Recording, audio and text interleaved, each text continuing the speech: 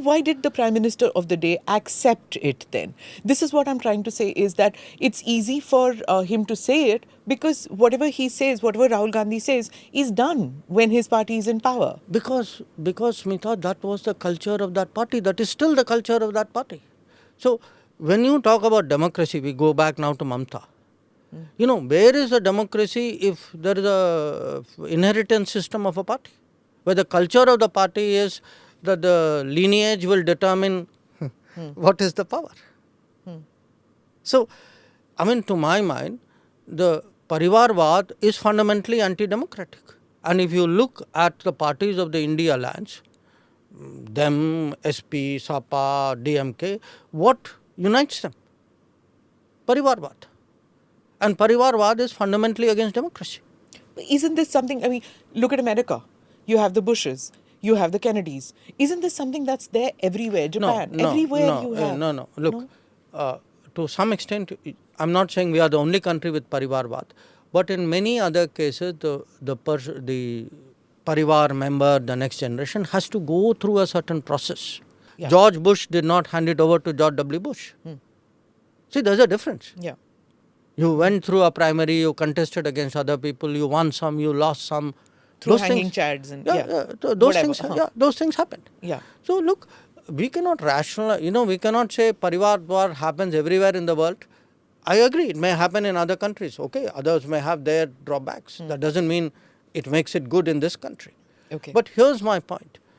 If you look at respect for constitution, because let's go through the issues you have listed out. You look at respect for constitution.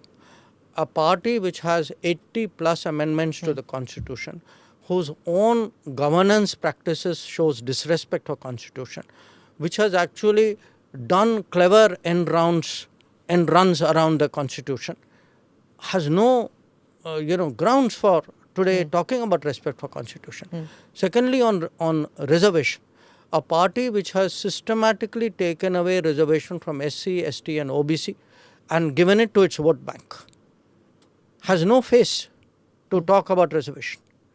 And third, a party and a set of parties here who actually have done this parent to next gen handing over the baton. I mean, for them to talk about democracy, I think is thick.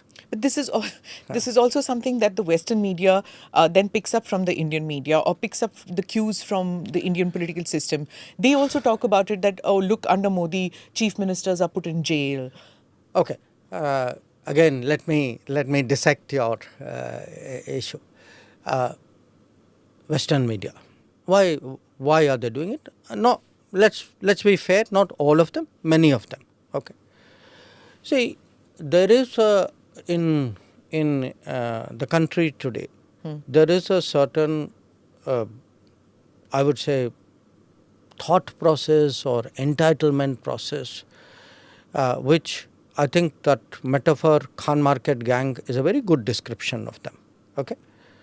Now, you may or may not realize it. I want to tell you there's an international Khan Market gang as well. These are people who are sort of linked, to the entitled people out here. They are socially comfortable with them. They know them. They feel like them. They advance similar viewpoints. They are essentially a kind of a elitist left-lib thought process. So there's a symbiotic relationship between the two. So I think when the sales are down in the domestic Khan market, the international Khan market gang feels, look, I need to pep up these guys and give them support. And you can actually see that. You can actually see which stories they play up, how do they slant things. They, in fact, in previous elections, perhaps even in this one, they have actually openly endorsed parties. They have openly endorsed leaders and openly said that, this party or this leader is bad for India. So they've taken sides. International media endorsing or international Khan market gang that you're talking about, endorsing political parties in India. How is that not election interference then? I believe it is election influence, certainly. Depending on how strongly you take it, I think you have a point there. And it's not just them. It's it's a press, university, think tank, so, in some cases maybe some degree of officialdom at some kind of medium level, because the guys up there are very smart. They don't get into this. So there is, I mean, a very clear attempt being made, a very persistent attempt being made to actually influence the direction of Indian politics and the choices of the Indian voter.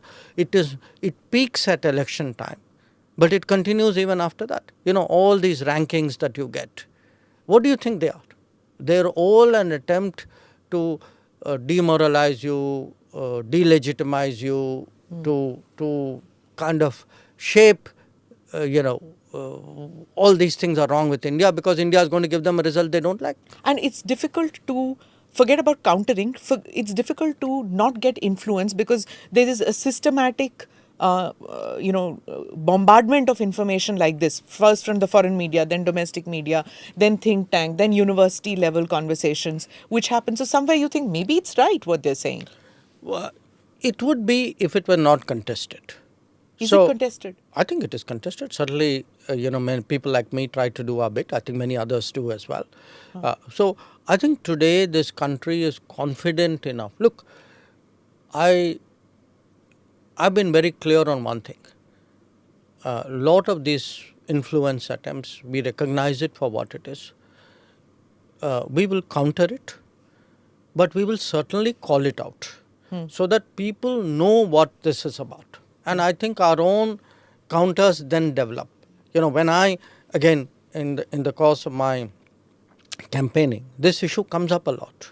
And I can tell you, people, the Indian public by and large recognizes it for what it is. Nobody came up to you and said, which I noticed, that when Farooq Abdullah said that Pakistan se baat karna chahiye, wo nuclear country hai, unke paas bomb hai, wo chudiyan nahi pehni hui, घर में घुस के मारने से. But I noticed that nobody in the interactions with you came around and said, hey, he has a point of view. Why don't you talk to them? Why do you think that happened? Look,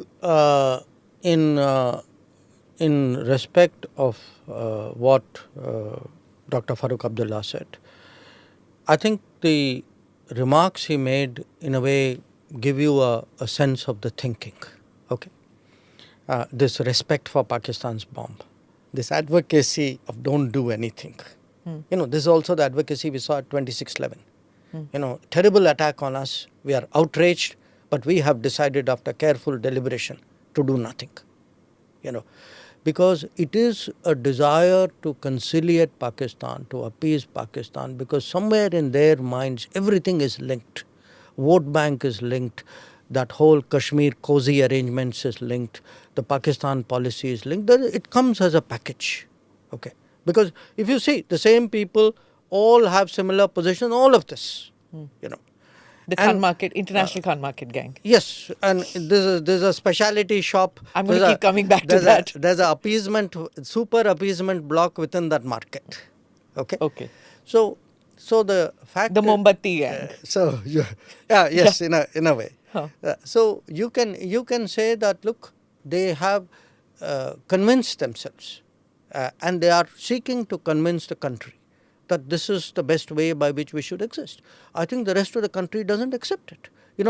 Look, the rest of the country was outraged at the lack of response to 26/11. The rest of the country saw that 370 was a scam. The 370 was a continuation of an arrangement because it benefited some people. And today the country is even more convinced of it. Because the country is saying, okay, 5 years after 370 was abrogated, look at the results on the ground. Even that you could have debated. Look at how the polling has taken place. Let me come to 26/11 and that period when inaction or deliberate inaction was seen as a positive. And if you remember, at that time, the New York Times, Washington Post, all of them saw this as a fantastic decision by the then dispensation, a very mature decision to hold back, and it was appreciated worldwide. When those guys praise you, get worried. But carry on. But that's exactly what the Prime Minister said in an interaction, that I don't work for editorials. Particularly for those editorials. Yeah.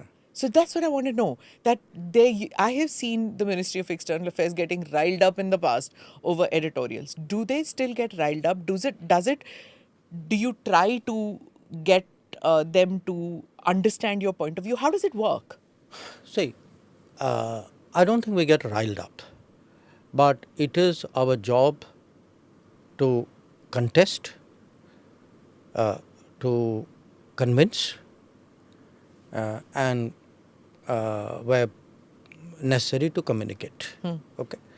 If somebody, some newspaper or some medium, whatever, has a narrative, and that narrative is unfair, if that narrative is untruthful, and we often encounter this, if it is very, very slanted, I do not think we should hesitate to call it out.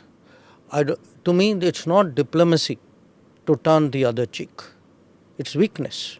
Don't confuse. Diplomacy is not continuously taking blows from people who mean you ill. Diplomacy is to assess a situation and do what is in the interest of your country, and if that means doing something on your side, also to do it. So what happens is when these kinds of narratives are advanced, then I think you need to call it out. So sometimes, say, I get, I give you, I just saw freedom of press report. I mean, I think it's ridiculous. I mean, can you imagine? Please look through. I tell all the journalists of this country should be outraged that you rank in 1 year. I mean, not this year, last year, we were ranked below Afghanistan. Yeah. Okay. Now, what can I say? But there are journalists who believe that freedom of the press is threatened by your government, that you do not like dissent, your party doesn't like dissent, and you so much so, which is seen in the international media as well as here. But on social media, you can even see outrage when it's not just this international Khan market gang, but even the State Department that comes up and says that, oh, okay, democracy and is under threat in India. Or there are chief ministers who are being put in jail. Okay. Or Rahul Gandhi's... Wait. Let's look at this. Okay. First, let us look about politicians facing legal processes. So let me ask you one question. In other countries, when politicians have charges against them, what happens? They are exempt from legal processes. You say, oh, there's an election coming, so guess what? You are a practicing politician, so you are exempt from any legal scrutiny. You don't have to come to any hearing. There will be no charges pressed against you. Do you press the pause button on law when an election comes up? Is that what other countries do? No, they don't. The law is the law. The law goes at its pace. Politics goes in its cycle. From time to time, they could intersect. We are not the only country where this is happening. You can see it in other parts of the world as well. So, if a chief minister or any other, why chief minister? I mean, if anybody has done something which warrants a legal process, there is no, how can you stop it because there is a political compulsion to do so? And let's look at these examples right now. Mr. Kejriwal. Not only that, Mr. Soren. Yeah. If there was prima facie no case, then the court would have said, okay, here's bail, we'll see after that as the process takes place.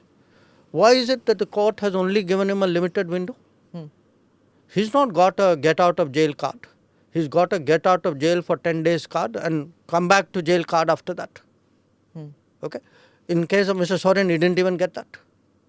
In case of some other AAP ministers, they haven't got it. So, I mean, if, after all, the courts have also looked at it, and by the way, this has gone all the way to the Supreme Court. Okay.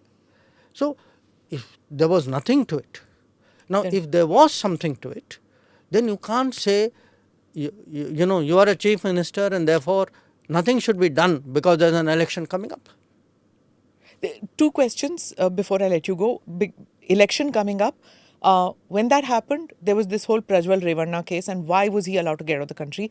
Why has his passport not been impounded? Look, first of all, to impound a passport is governed by an act called the Passport Act. We need a judicial a court or a police request to do so. MEA got this request from Karnataka only on the 21st of May. On the 21st of May. I mean, people were saying a lot of things to the press. But we can only act when there is, because, I don't know about how other governments, state governments or otherwise function. We, at least in MEA, function as per the law. The law says you can revoke a passport if there is a Judicial. either a court or a police request comes. So we got that request on 21st of May. We immediately acted on it. On 23rd of May, he was given, we have to follow a certain procedure, and the procedure is initiated. Which means that the Congress government in Karnataka, while they have been accusing the Modi government of shielding Prajwal Revanna, they have actually not gone through the processes to impound his passport. And they did not take the first step. And they knew, we all know. I mean, this is not a secret, okay? I mean, he is not the first case where impounding a passport is taking place. Yeah. So, we got the request from Karnataka government on the 21st of May.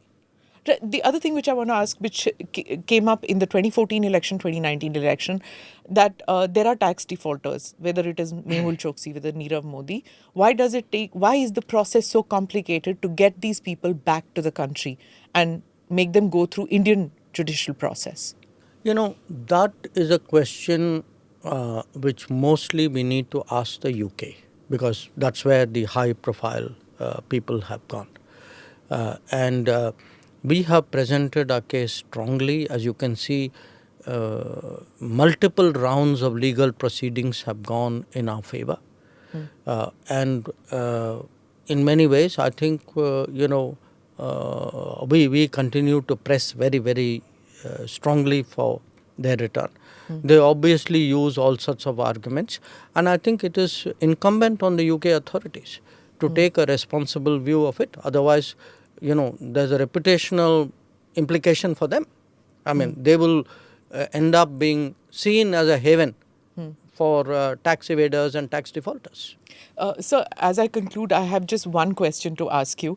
The Prime Minister said that in his second term, when the COVID pandemic hit, at that time there was a realization in him and in the government that जो humanitarian aid का ठेका West ने ले रखा है, वो हम change करेंगे. Now it's going to be India which is going to do that. And we saw this in the vaccination case. We saw this in several other things. Is that going to be something that you will see continuity in Modi 3.0 if you people come back to power? Smita, what has happened is from even well before the COVID. In fact, I go back to even the Nepal earthquake in 2015. There was a water crisis in Maldives.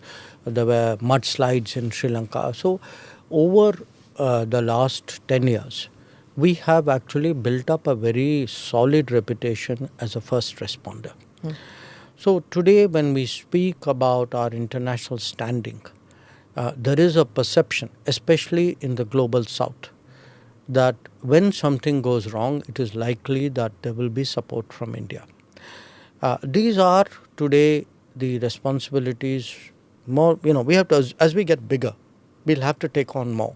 And that is really what Prime Minister Modi has done in the last 10 years, is preparing us to do more. Because, most of our conversation today has been understandably about the elections and politics. But I will also tell you there is this sense which I believe the Indian public has picked up. That sense is India will rise. We are getting our domestic act together. I mean, big changes have happened. If you look at the infrastructure, look at the social welfare system, look at the 7% growth, look at really the inclusive benefits of it and the inclusive employment which comes from it. The country is getting its act together. We are actually moving forward, but we recognize when we look out in the world that it's a very difficult, stormy, turbulent, volatile world out there. So people want a safe, sensible, experienced, good judgment kind of leadership out there, because they know that India is will need that vision. we'll need that ambition, we'll need that motivation, but we also need those skills and those good judgments and the confidence to navigate that. And I think that's, to me, that's one thing which they see a lot of them, for them that's very, very important, and that's a great value that Prime Minister Modi has in their eyes. So India at the high table in if Modi comes 3.0? But you keep saying if, but... My job as a journalist. No, sure. But look, definitely I would say India's, we look with each passing year, our influence, our presence, our ability to shape debates is growing. And I can definitely see that. Definitely in Modi 3.0, I'm very sure that, foreign policy, our international presence and activity would be much, much stronger. Where will you be on June 4th? And what will you be doing? Watching TV? I will be watching TV like much of the country. And what do you think the number is going to be? I think the numbers will be strong. I hesitate to put a number, but I have every confidence that when the Prime Minister and the party picked 370, it was a very serious number we picked after a great deal of preparation for that number. And usually you can see Bhajpa is very serious about its targets and its commitments. Right. On that note, thank you so much, sir, for spending time with us and explaining what 2024 election has been to you and to the party. Thank you so much. Thank you.